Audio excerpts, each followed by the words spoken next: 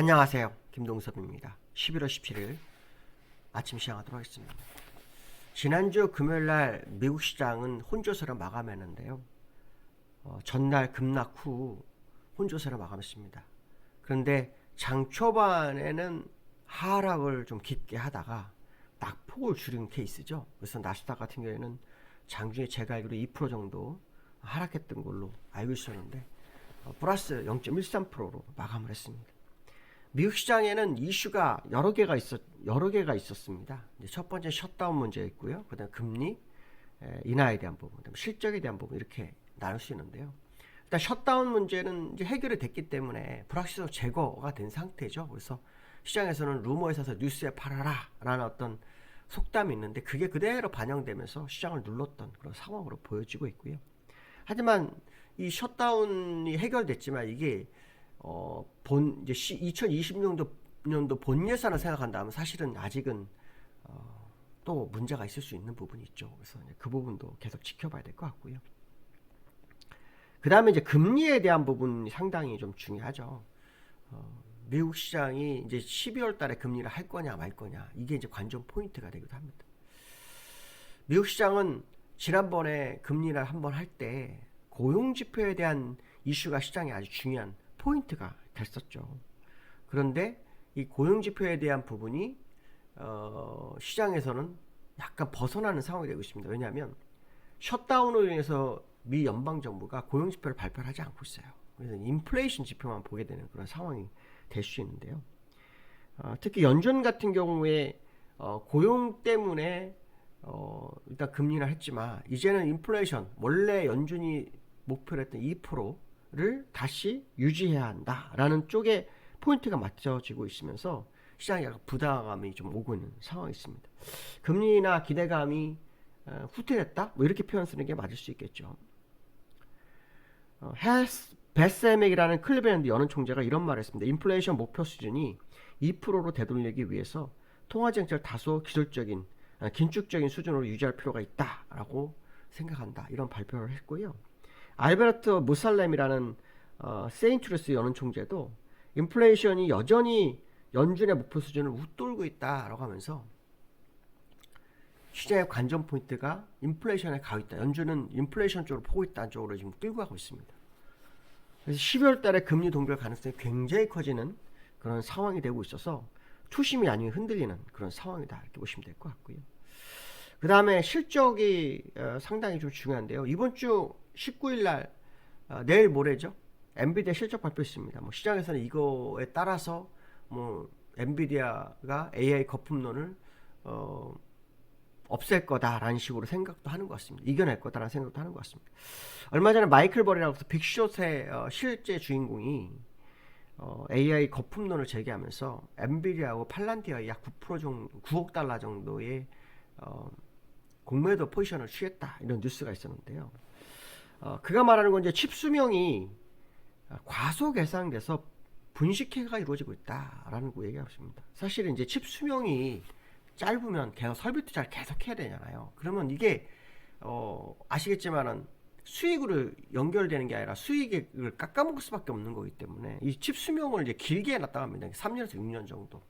그러니까 이게 만약에 맞다고 한다면 사실 엔비디아의 칩이나 모든 칩이 기술주의 혁명을 가져온 건 사실이지만 수익성에는 문제가 생길 수 있는 부분이 있죠. 그런 부분들이 시장에 영향을 미치고 있다 이렇게 얘기를 하고 있는데 이건 좀 더 시간을 두고 확인해 봐야 되겠죠. 근데 과거에도 닷컴 버블 때도 어떤 제품에 대한 수명주기를 이렇게 분식해 했었다고 합니다. 이제 그런 부분들이 지금 현재 시장에 화두가 되고 있는 상태고요. 특히 과거에도 닷컴 버블 때도 공급을 서로 간에 그러니까 같은 기업끼리 공급하면서 매출을 늘리는 상황이 있었는데 지금 엔비디아도 뭐 오픈 AI에 투자하면서 자기네 칩 넣고 그렇죠? 이런 식의 모습이 좀 있긴 합니다. 그래서 그런 부분들이 시장에서는 과거 닷컴 버블 때의 모습과 유사하다라는 해석을 하는 그런 모습이 있기 때문에 엔비디아가 이번에 블랙웰이나 블랙웰 울트라 또 루빈 뭐 이런 걸로 차세대 칩을 통해서 수익을 어떻게 만들어 가는지 봐야 되겠죠. 젠스랑 같은 경우에는 수요가 미쳤다 뭐 이렇게 표현을 쓰기도 하는데 글쎄요. 뚜껑은 열어봐야 되는 거고요. 너무 기대가 크면 또 시장 컨센서스를 하회할 경우 또 그게 또 시장의 문제가 되죠. 아무 실적이 좋아도 시장 컨센서스 하회를 하면은 그게 좀 문제가 되는 게 또 시장이었기 때문에 이런 부분도 한번 우리가 확인하면서 시장을 좀 보셔야 되겠다 그렇게 말씀드리고 싶고요. 나스닥과 다우의 흐름을 좀 보시면 아까 말씀한 것처럼 다우가 장 초반에 다우 나스닥이 장 초반에 많이 밀렸었어요. 다우 같은 경우는 1.2% 하락했다가 0.6% 회복했죠. 추세 복귀한 상황이고요. 일단 21선을 깨뜨렸고 61선을 향해서 가는 다우의 모습이고요. 나스닥은 61선을 두 번 터치했어요. 지난번 언제입니까? 요때 11월 7일 한번 터치하고 올라왔고 이번에도 61선을 깼다가 올라왔습니다. 그래서 장 초반에 거의 1.9% 아까 2% 정도 말씀드린 1.9%였네요. 1.9% 하락했다가 올라와서 플러스 0.89 갔다가 다 밀려버렸습니다. 다. 그래서 분봉으로 보면은 예를 들어서 뭐 3분봉, 5분봉을 보면은 막판에 가면서 다 밀어버렸습니다. 그러니까 쭉 올렸다가 막판에 다 밀어버리는 그런 상황. 그래서 나스닥에 대한 부분은 아까 말씀처럼 기술주에 대한 부분, AI 거품론에 대한 부담감이 밀어냈다가 오히려 이거를 이제 일부 투자자는 저가 매수의 기회로도 봤다라는 그런 얘기도 있습니다. 이제 그 부분이 나스닥 끌어올렸다고 하는데요. 기술적 분석상으로는 지금 상당히 부담감이 오는 곳에 들어와 있는 상황이고요. 뭐 월봉상으로 봐도 나스닥 그 5월선 지지력 테스트를 뭐 2번 연속하는 그런 상황이었다라고 보시면 될 것 같고요. 그 다음에 지난주에 우리나라는 이제 삼성전자, 하이닉스가 문제였죠. 삼성전자가 지난주에 무너지면서 97,200원, 10만 전자가 확실하게 무너졌거든요. 전날까지만 해도 10만 4천 원대에 있었죠. 목요일까지만 해도 하루아침에 그냥 무너뜨리는 상황에서 반발 매수가 들어올지 오늘 좀 지켜봐야 되겠지만 기술적으로는 데드가 날려다가 다시 살아나려다가 다시 데드가 난 케이스예요. 이건 좀 안 좋은 케이스죠. 그러니까 왜냐하면 여기서 살아날 때 확실하게 살아나줬어야 되는데 못 살아났기 때문에 일반적으로 이런 경우에는 이제 반등을 해도 일시적인 확률이 상당히 높은 경우가 있죠. 그래서 약간 시간이 필요한 상황이 뭐 된 거 아니냐 뭐 이런 해석도 한번 해볼 수 있고요.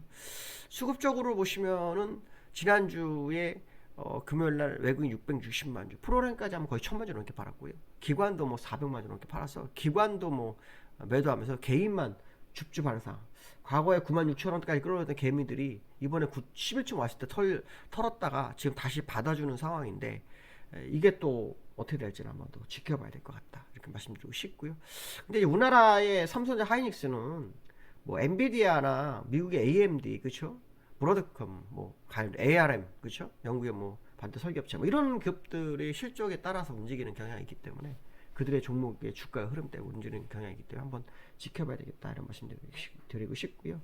코스피가 지난주에 그 외국인이 2조 8천억을 팔았고요. 기관이 1조를 팔았습니다. 그래서 어마어마하게 팔았죠. 근데 외국인은 프로그램도 2조 4천억을 팔았어요. 그래서 5조 2천억 팔았고요. 선물도 6천억을 팔아서 거의 6조 정도를 한 번에 패대기 쳤습니다. 근데 지난주에 국내 하락은 사실은 미국의 하락 플러스 알파, 그 다음에 이제 한국의 이창용 총재가 금리에 대한 부분은 이제 강화 데이터에 따라서 그 방향성이나 전망은 바뀔 수 있다 이런 발언을 하면서 오히려 하락장 더 부추긴 그런 상황이라서 다시 얘기했죠. 시장의 오해다 뭐 이런 식의 발언을 하기도 했는데요.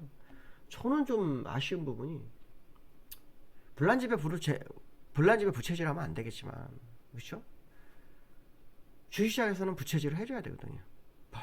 불이 났을 때 활활 타오르라고. 근데 그게 좀 아쉬웠던 그런 상황이고요. 또 지금 나오는 뉴스에 또 요 금투세 얘기 나옵니다. 금투세가 폐지가 됐잖아요. 근데 그 일부 정책 당국자나 국회의원은 이런 얘기를 합니다. 소득 있는 곳에 세금이 있어야 한다.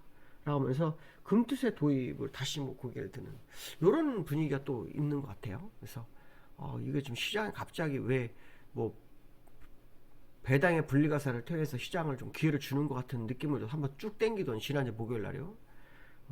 그런데 또 이런 뉴스가 자꾸 나옵니다. 그래서 시장은 항상 뭐냐면 이게 될지 안 될지 두 번째입니다. 불확실성이 있는 뉴스는 없는 게 좋죠. 불확실성이 없는, 그러니까 불확실성이 있는 것은 없는 게 시장에 좋습니다. 그래서 오히려 지금은 이런 것들은 불필요하죠. 뭐 시장에서는 뭐 5,500, 그렇죠? 4,500, 뭐 7,500, 막 부르짖고 있는데요. 이런 데서 이런 뉴스가 나오거나 한국은행에서 대응은 이거는 좀 아니죠. 그래서 이거는 좀 우리가 주의해야 되는 부분인데 오늘 이런 부분들이 시장에 또 어떻게 반응을 하는지 한번 봐야 될 것 같습니다. 오늘 또 윗끌림 안기죠. 뭐 지난주 금요일과 반대로 또 움직일까? 뭐 이런 생각도 할 수 있겠지만 시장 분위기는 좀 다를 수 있는 부분이고요. 그다음에 이제 코스피 차트를 좀 보시면 코스피 차트는 완전히 깼죠. 맞습니다. 근데 차트가 아까 말씀 우리나라하고 미국은 완전히 다릅니다. 그래서 오늘 우리나라는 지금 미국장을 더 지켜보려고 할 겁니다. 제 느낌상으로. 그래서 기술적으로 다른 흐름이 있기 때문에 한번 지켜봐야 될 것 같습니다. 오늘 여기까지 하겠습니다. 감사합니다.